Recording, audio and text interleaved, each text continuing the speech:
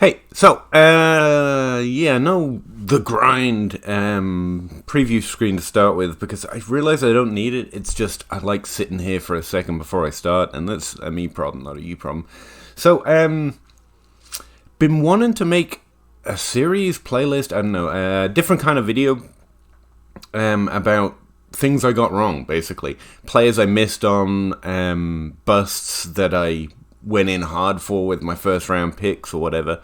I mean, misses and busts can be a variety of different things, but I mentioned that Jake Anderson, and he made me this handy little icon you can see in the top. What would it be for you? The top left of the screen? I don't know. And so I guess now it's just called busts. There you go. So the player that I thought I'd kick it off with is actually Chase Claypool, which I guess was probably in the. I haven't written the title of this video, so maybe you already know that. But yeah, I want to talk about Chase Claypool from last year's class. It's currently right now on the off season in 2021. Chase Claypool hit pretty hard in 2020, and I really I wasn't a huge fan. I wasn't not a fan. I thought he was a second round pick. He had an amazing athletic profile. I have a combine stat I calculate for wide receivers when wide receivers or running backs or anyone's actually doing the combine, and he came out the most similar to Calvin Johnson. So I called it the Calvin Johnson index and said Chase Claypool was the most Calvin Johnson-like physically, but I made a very deep distinction in that he looked nothing like Calvin Johnson in terms of production, which is usually what I hunt for when I'm looking at rookies. So yeah, I was kind of out of him. I consider him a miss.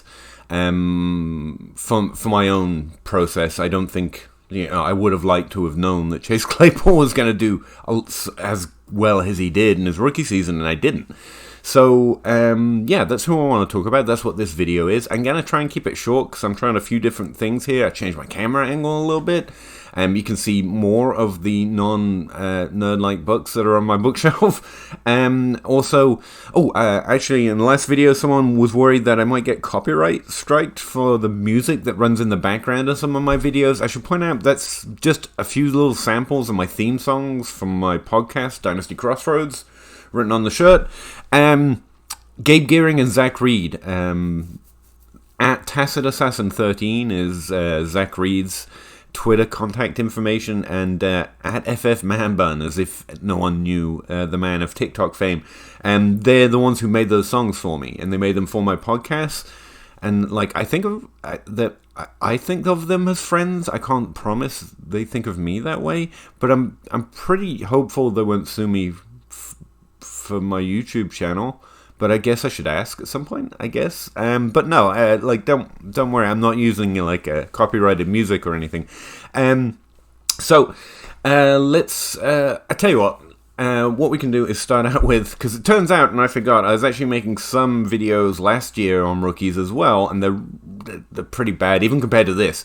So you want to see a cringe moment? Yeah, I think we should start off there. What did I think of Chase Claypool last year? I'm actually still on board with this breakdown, by the way, which is what we're going to get into for this video. Do I still think he had a bad profile? And the answer is yes. I don't actually think I missed anything. I just think sometimes we miss. But cart before the horse and all, let's check out this terrible clip.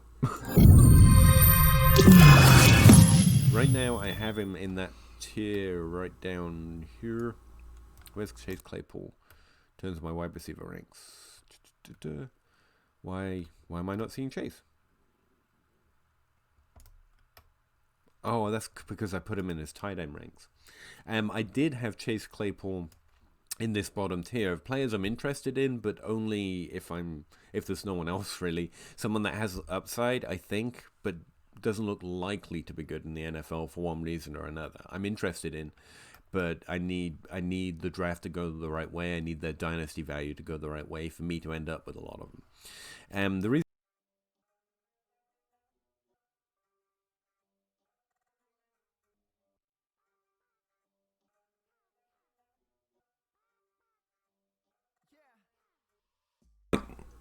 my mic's off. I swear I turned it on. Sorry about that. So I talked quite warmly about the prospect of Chase Claypool switching to tight end. That's how far off I was. Now, again, I guess I'll link the video, but it's mine. I don't know what the rules are on that. In the description, if you want to see one of my earliest attempts at YouTubing from last off season. And here's the thing, I do still stand by the breakdown I ran out of his production. So I don't want to rehash that too much in this video because the numbers are still the numbers, believe it or not. He has what I would consider a below average profile. To the point that if you go check out my pre-draft model, updated for a new set of players, not last year's class, because they have to have played in the NFL for 3 years before they can really be rolled back into my model. But I updated it again, and it went even harder in the paint against Chase Claypool. It pushed him further down the list of ranks in the pre-draft model for the 2020 class, which seems like doubling down on a mistake. And yeah, that's pretty much me. I actually kind of proud that my model is equally as wrong as I am, or equally as contrarian. Let's call it contrarian, not moronic, as I am about these things. So, a graph. Look at that. Wow. This isn't a perfect graph for what I want to explain to you, but it's the best one I had to hand. So what it is it's rookie years points per game mapped against ADP. And I think this does a pretty good job of explaining the feeling or the hype or the value change in rookies from their rookie season to their first rookie off season, so their sophomore preseason, whatever you want to call it. If you look along the list, I've highlighted a few names here. I haven't got them all because it was just hand clicking, alright, so I've missed a lot. But essentially what I'm doing is those who are above the expectation line as rookies that later failed or in some way fell off from that good rookie season, I tried to highlight in red, and those that are below the expectation and then exceeded it for the rest of their career moving forward, I tried to highlight in green. No doubt I've missed some here and there, again, because it wasn't exactly a scientific process, if you know what I mean, but it does describe well my experience with rookie evaluation and why I have the inclinations of biases that I do towards how to play rookies if they hit and I didn't expect it, or they don't hit and I did expect it. Jalen Reagor, for example, from the 2020 class, didn't hit. I think he had a bad rookie season, but I'm still interested in having Jalen Reagor on my team. Chase Claypool hit in a phenomenally impressive fashion, and yet I am less interested in trying to acquire him this offseason. That's not just typically because I'm not trying to acquire wide receivers as a rule, but that's a different part of the old process, but also because I have my doubts he continues it, and this graph does something towards explaining that. If you notice the players above the line that I'm highlighting, so this is biased us essentially, that later fell off, all have below average rookie profiles. In fact, Kelvin Benjamin is a guy I compared both Brandon Ayuk, but in a Brandon Ayuk is better kind of a way, and also Chase Claypool in that video that I just played a clip from last offseason. Chase Claypool, if you can't see him on the graph, because I don't know how well it's going to render here, but it's right next to Martavius Bryant, who's also listed in red. Now, both Kelvin Benjamin and Martavius Bryant, it's really unfair to say they fell off because of their play. There were lots of ancillary reasons, a trade, a change in team. With Marcus Bryant, there was some off-field stuff going on as well that really made them fall off. So in the same way, I don't like to take the win on being down or low on John Ross, because he never really, or has not really gotten to play a lot in the NFL, so we don't know if he can or can't elevate. It's kind of a moot point whether he does or he doesn't in terms of whether we were right in the rookie process. I just benefited from some of that variance that most rookies fail, whether they are good or they are bad. It doesn't really matter. Most rookies are going to fail. So I do want to put that up front, that saying Chase Claypool had a below average profile like Kelvin Benjamin and like Martavius Bryant, who kind of had a below average profile, and then later fell off after a good rookie season. That's not a clean comparison, because maybe those two could have kept up a better fantasy career than they did because of, life happens kind of reasons, and that's not to say anything about their innate ability to succeed in the NFL. And the fact is, you can't take away from the fact that they were good players in the NFL, and that's probably the cleanest signal we have. This is why I also say that NFL stats are worth more than college stats. No matter how much work I put into it, I currently value Chase Claypool where the market does. I'm not selling him for less than he's worth. I will keep him on my roster if I happen to have him. And if you have him on your roster, I wouldn't encourage you to sell him unless you can get a good deal or something else that strengthens your team or more than he's currently valued at in terms of ADP. That's not what I'm saying. But I would be less interested in paying up for Chase Claypool if I'm thinking about going and getting a wide receiver, just because of this trend. Below average prospects who exceed expectation in their rookie year or their sophomore year for that matter. DJ Chark, for example, isn't on this list, but he's someone I found to have not a below average, it was kind of a mediocre profile. I wasn't very high on him as a rookie, and so again, this is a bias-laced opinion, and that carried over. And when he had his good top 24 PPR season, not last year, but the year before, I didn't go and acquire him a lot. Now, that doesn't show up on this graph because that wasn't his rookie season, but I followed the same process of below-average players in college who exceed expectation in the NFL, and based on ADP, I often fade because I think they're the least likely bets to continue it, even though they are more likely to be productive than just that rookie class, because NFL stats are worth more. So if you can, I think I about spat it out there. And you can see there are very few players with above average profiles that have below expectation years that I've highlighted in green that went on to have good years. In fact, very few players that have above average profiles with draft capital at least, and especially ADP in the top 100, have below expectation points per game seasons. And the ones who do, like Michael Gallup, Chris Godwin, Devontae Adams also had a slow start to his career, and Tyler Boyd was kind of right on that line. He was the best sophomore value I have experienced, honestly, since starting to play fantasy, because he didn't have a bad season, but it was kind of right on the line. It was on Cincinnati in his sophomore season. He didn't get to play as much because AJ Green wasn't injured that season, and so it was pretty easy to acquire Tyler Boyd, and that continues to return dividends, to be honest with you. But so mostly we don't get those kind of values, but the ones who did exceed expectation after failing to exceed expectation or even meet expectation in their rookie season or their sophomore season for that matter tend to be the ones with very good college profiles. So even though they are worth less than NFL stats, college profiles still have something to say about who I want to invest in at value, is essentially what I'm saying to you. This is essentially what I'm saying to you. That's just such a throwaway phrase. But yeah, that's overall what I'm going to tell you about Chase Claypool. What else have I learned about Chase Claypool? One of my patrons actually pointed out to me something I did not know. I didn't do enough due diligence, I guess, on Claypool, that he actually came from the Canada system. And so that could have interrupted his development and been why he had such a below average profile before going into the NFL, and he did have all the physical metrics. So that's one reason why I will not sell Chase Claypool below his current value. And if you have him on your roster, I think you should be excited about that because he had a rookie hit, and NFL stats are worth more than college profiles, and that's a positive sign. So that's one reason I might want to moderate. Other names you might notice on this list that I did not highlight in red: Terry McLaurin. This is someone I was making the argument with along with DJ Chark. I made the case for 5 different wide receivers who were below average receivers up until a spike year in 2019. And I was like, I am out on these guys. Terry McLaurin was one. The other 4, including DJ Chark, all returned back to what I consider more normal for their level of production in the past.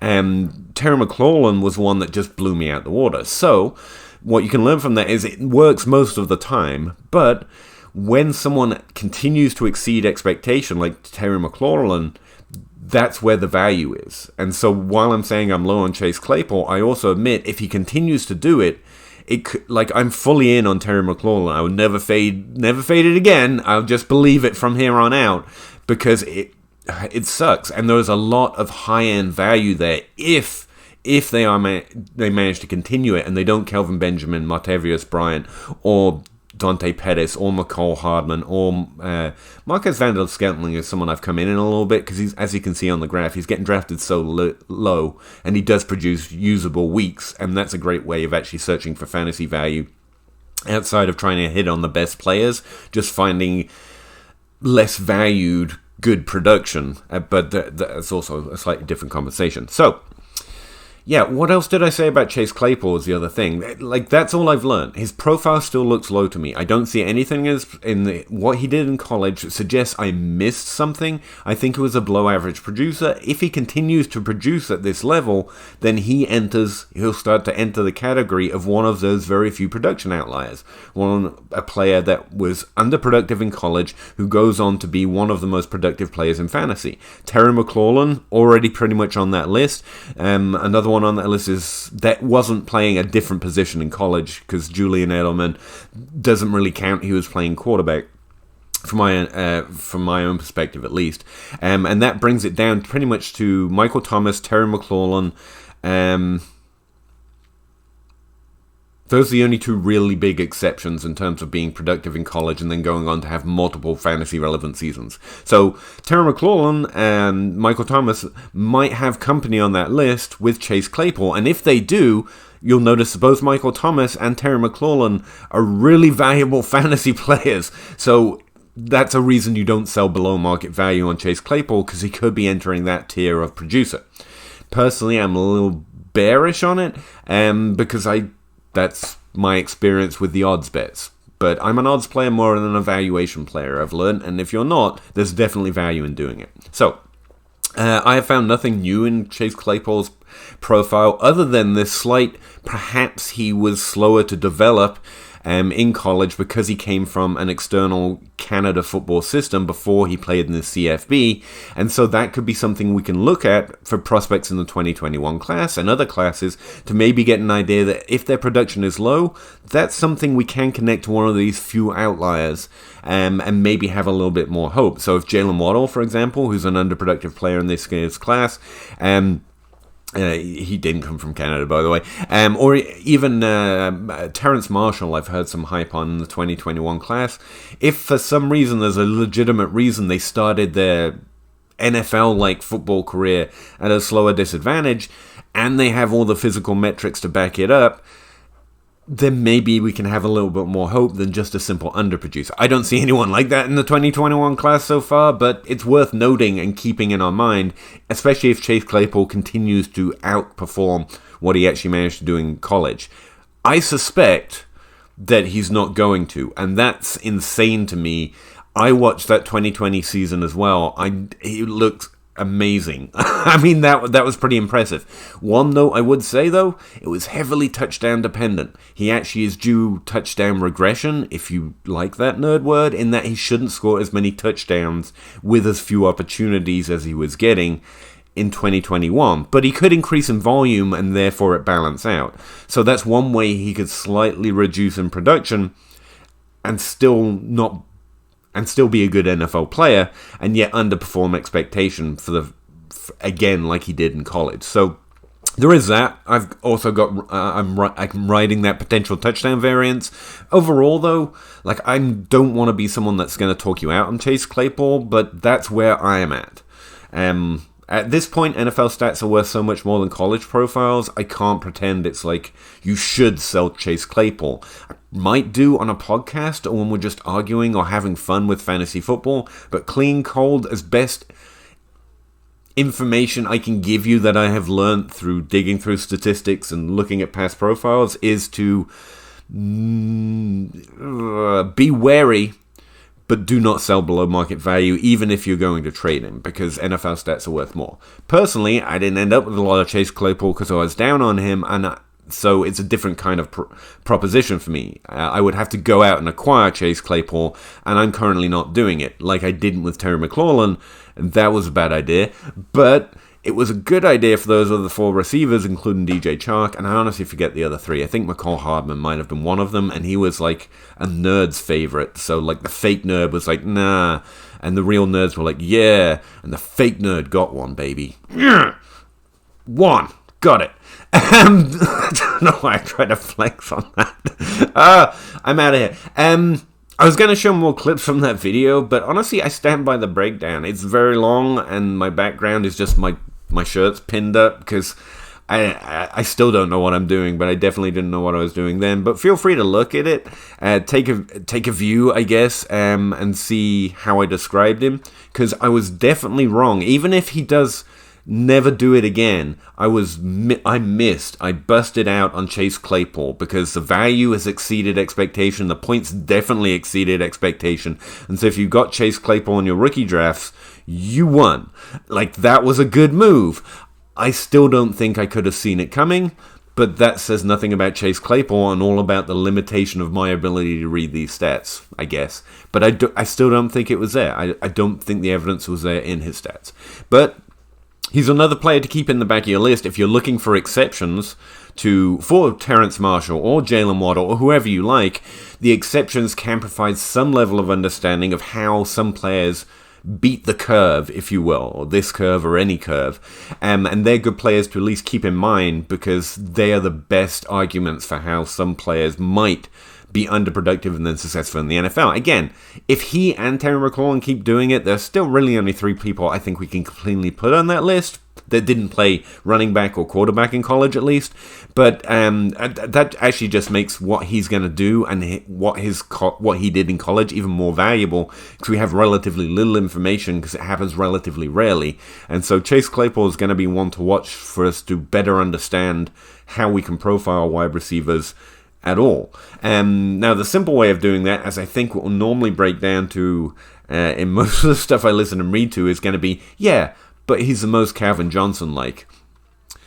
You feel free to go rank by that Calvin Johnson index and see all of the failures that were very Calvin Johnson-like and were not even as productive as Chase Claypool in college, and then were not productive in the NFL, whether they had draft capital or not. Like, I will never bet on the most physically dominant player if they weren't productive, and Chase Claypool kind of fell into that category for me. So I don't think I could have got it right. I wouldn't get it right if it happened again this year, or if it's happening again this year. So that's something you should know as well, I guess, because if it happened again, I would miss again on Chase Claypool.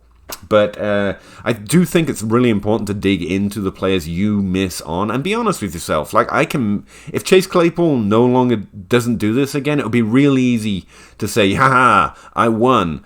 Like, I could say that about Benjamin or Martavius Bryant or Hunter Renfrow, but the fact is, if they do something over-expected year one and you draft him, that's the win.